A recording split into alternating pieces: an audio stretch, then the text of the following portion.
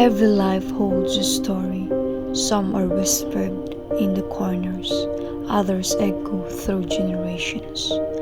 But few possess the quiet, persistent power of a life dedicated not to building monuments of stone, but to shaping the architecture of the human mind. This is the story of Danimar Obrero.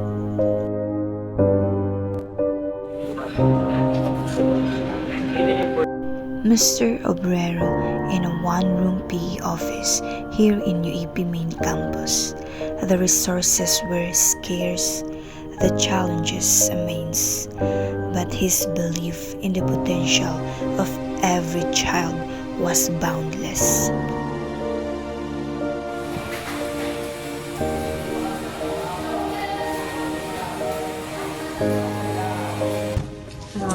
Good morning, my name is Megan Jerez April. And I'm Everest Balo.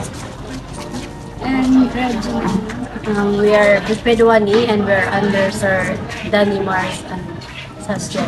In my own perspective, Sir Danimar is not just handsome, but he is straight to the point at teaching, and that's very what I like in some teachers, and that's all. So, one thing din, considerate niya sa mga students. Like, di ka din parang ma-intimidate. Kasi, mag-enjoy ka talaga sa every time na nag-teach siya. In my own experience sa kanya klase, Sir is a very, very ma-enjoy na teacher. Maybe if kikitaan mo siya, pero siya maiso.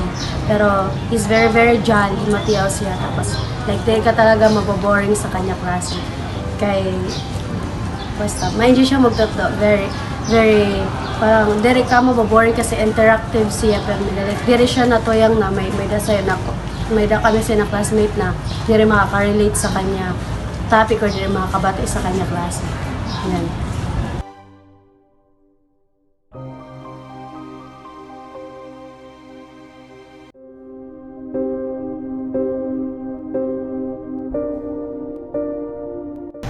I'm Shervin Angerio Francisco Rojas.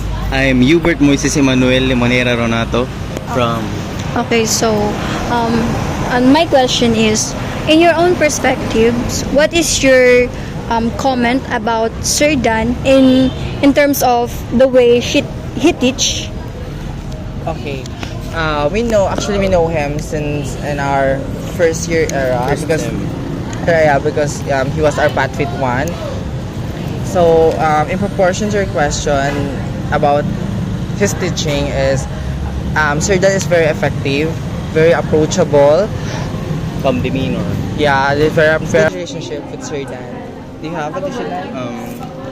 For me, Sir Danimar is too straight. The way he talks about his feeling, yet he doesn't hurt our feelings because by what I said earlier na he has a cool demeanor. So Sir Danimar is understandable naman. So what I like about him is the way he's teaching is parang gets mo agad. Yun lang. And additionally, he's very considerate because sometimes we're late, but sometimes he very considerable. There are times na I am absent.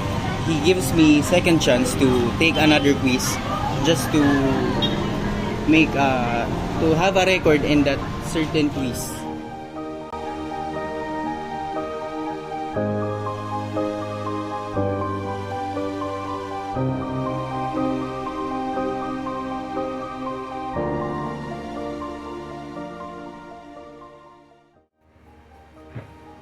Good afternoon, sir. So we are here to ask you some questions about your experience po in physical education.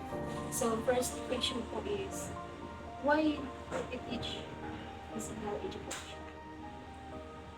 I choose PE because one of my passion. I really into sports. So I have played a lot of sports. I enjoy playing sports, and having the skills, knowledge of the different sports, I want to share to the others, especially to the students, for them to acquire that specific skills. Second question, sir, is why did you choose teaching, especially physical education? Yeah, that's just like me in my answer. Because I'm really into sport. I love playing sports, different kind of sport. Actually, a lot of sport. Basketball, volleyball, halos lahat kailangan ko. And I want, I, parang, I just don't want to play. I want to share my knowledge about the different sports to students for them to learn also. Third question, sir, is what was your biggest word problem you encountered as a PE teacher? Work from. Okay. As a teacher, we will encounter different obstacles, but mainly What was your biggest work problem you encountered? just right now, wala pa rin. Because I can't easily think of other solutions that I can do as a teacher to become or to be flexible in finding solutions to problems. The biggest, if you will think about the biggest, maybe the biggest problem is handling the emotions. But I was able to overcome that because as a teacher, as what I've said, you will face a lot of students and you will go in front of the audience. You have to control, you need to know how to handle your emotions. Kasi pag galit ka, sabi pa nga, emotions are too high. When you go or you cannot think properly. So it's important to make sure you control emotions. So it's one of the biggest problems, but I was able to overcome it. Sir Danimar Obrero never coached professionals or won national titles. His legacy is far more vital. It is found in the healthy habits of our adults, the teamwork displayed in our workplaces, and the quiet confidence of individuals who know their own physical limits and how to push past them ethically.